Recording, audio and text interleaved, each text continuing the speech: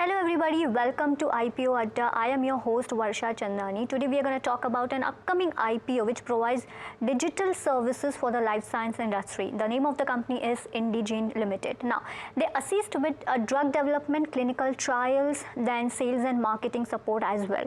IPO will be open from May 6th to May 8th, and if you talk about the total issue size, around 1800 crore, out of which fresh issue is 760 crore and rest is offer for sale.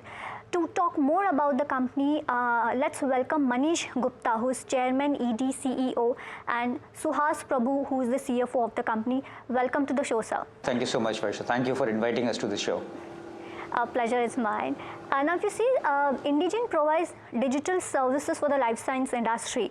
Now, can you expand more on the business model, please? Sure.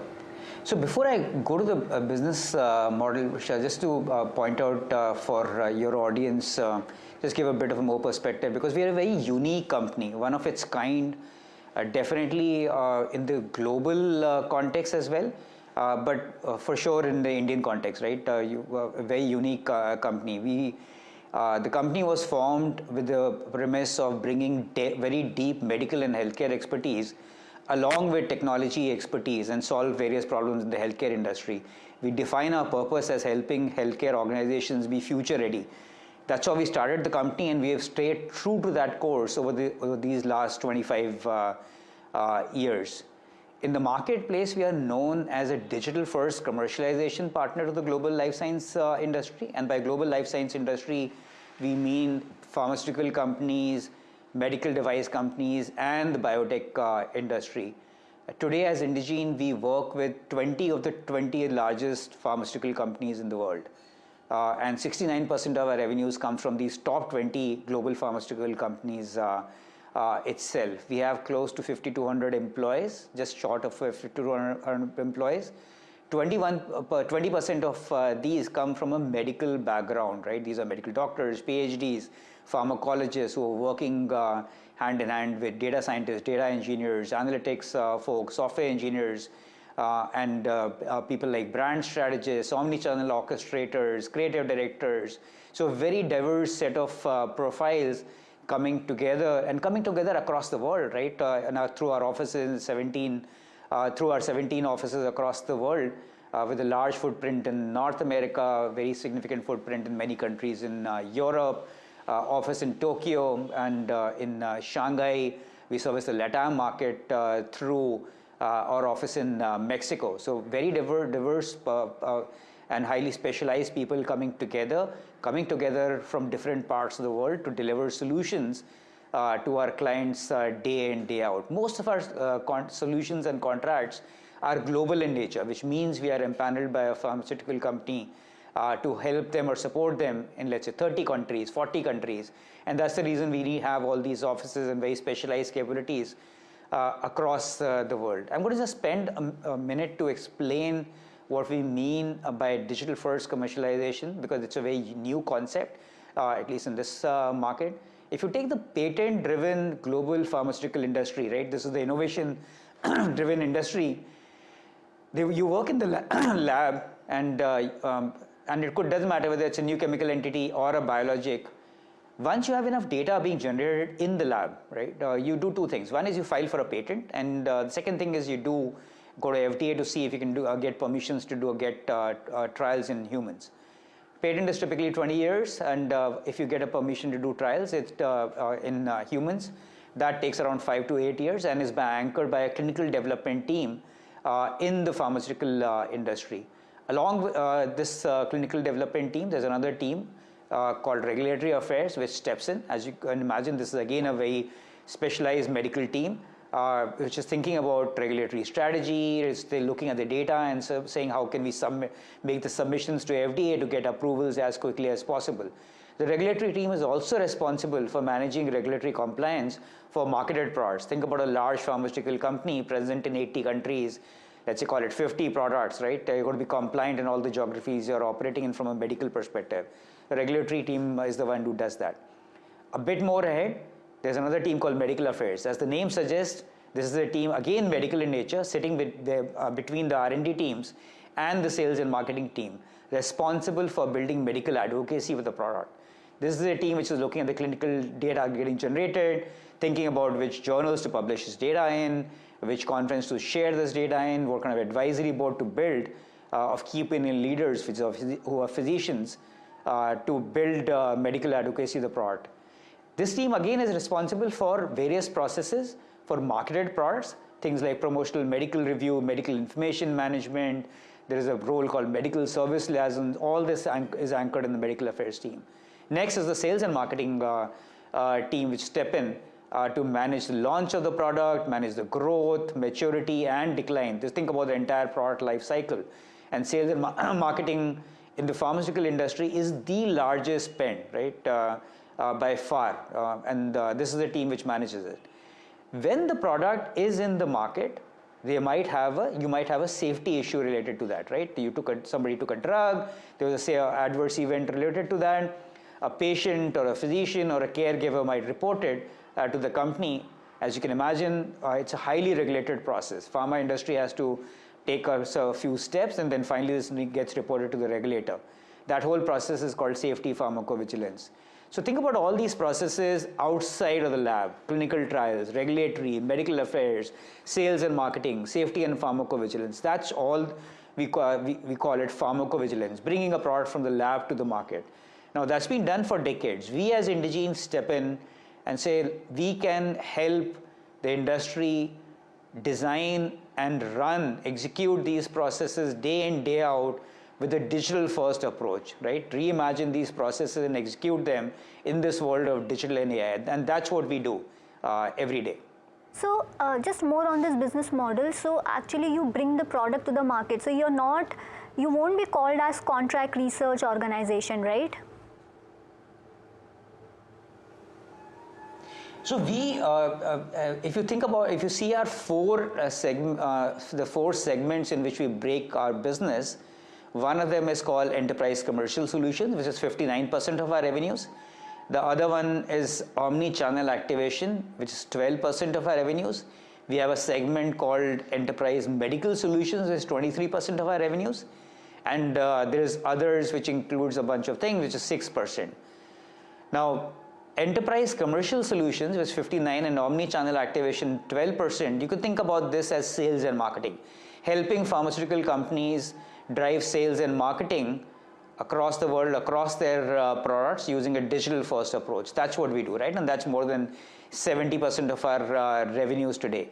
23% of our revenues is helping pharma companies manage regulatory, medical affairs, and drug safety and pharmacovigilance using a digital first and AI driven approach.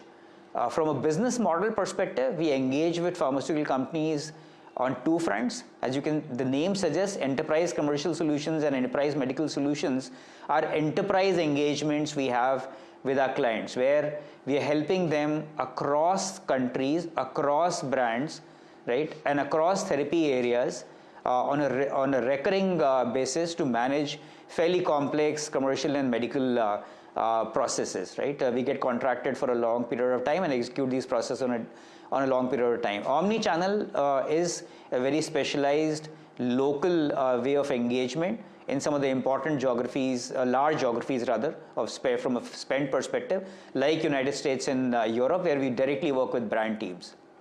Mr. Gupta, your RHP says we do not have listed peers in India. So why there is no much competition when it comes to our company per se?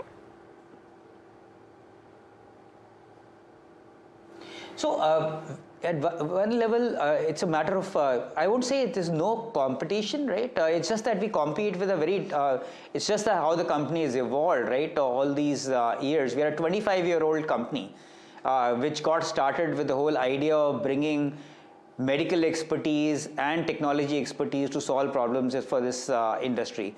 If you think about our medical and domain expertise, right, it's very, very strong. We started off with that, our procedures, the way we understand processes, interlinkages between, I explained, regulatory, medical affairs, safety, all these things finally are linked, right? Understanding the underlying linkages between all these.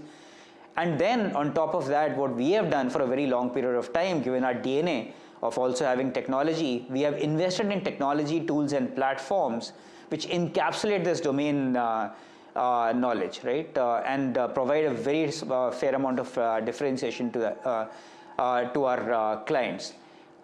That's the reason we are able to work with 20 of the top 20 pharmaceutical companies and have very long-standing relationships with them. We end up competing with life science specialists, the likes of CROs you mentioned, contract sales organization, most of them who are in the US and Europe also. And sometimes we also compete with some of the IT companies who try to bring in the technology expertise, right? Obviously, but lack the domain expertise we have. Prabhu, now just speaking about the financials, your revenue growth in FY23 has been 38%, while in 9-month FY24 growth is about 15% odd. Now, what is the trajectory going forward, let's say for next 3 years? So let me just take a step back and give you a perspective in this part. You spoke about our growth of FY23 as 38%, but if you take a 3-year trajectory from FY20 to 23, that is north of 50% growth. We are servicing a very large market today. If you see the global life science industry, it's north of $1 trillion in size, and it's slated to be $2.1 trillion by 2026. If you see the operational spend, which has been called out in our RHP, our industry report, it is north of $156 billion and slated to be north of $200 billion by 2026. So you're talking about very large spend. And by the way, more than 35% of these spends are on sales and marketing. There are few trends that are at play. One is that, especially on sales and marketing, right, that there is more and more shift towards digital way of doing things rather than the physical way of doing stuff. There is more and more shift to digital approaches. There is also more centralization, right? And companies are also preferring partners that have this digital capabilities and a global footprint of ours. So if you combine this very large market and a market where the tailwinds and the trends are more towards shifting towards digital and technology, combined with our deep medical expertise, deep domain expertise, strong technology platforms, and by the way, a very credible customer base for a very long period of time, we feel good about the future. So can we expect 25 to 30% in revenue growth, I mean, for next 3 years? I'll point you towards, as I mentioned, our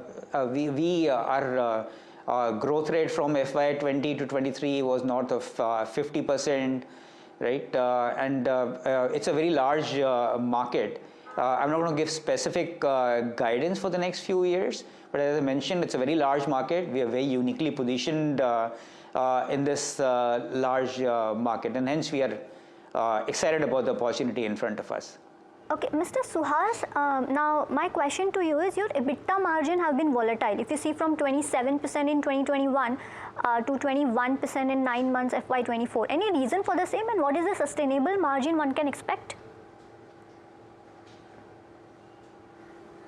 Yeah, the high margins that you spoke about, Varsha, was in the year of COVID, and if we set that aside, over the last 3 periods that you mentioned, we've consistently grown our EBITDA margins from 18.8% to 21.9% through the period, and we feel that our focus not just on growth but growth with profitability has resulted in this strong performance on the margin front.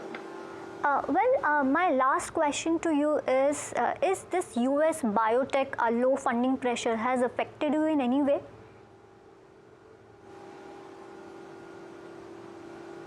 So if the biotech revenues are 3% of our revenues, so that's the exposure we have, right?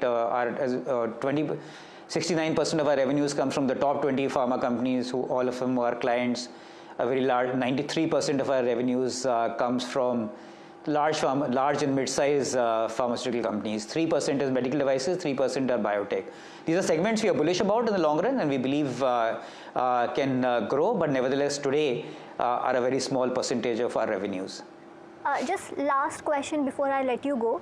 The funds that you are raising, what are you going to do these funds? I mean, what are you going to use for this?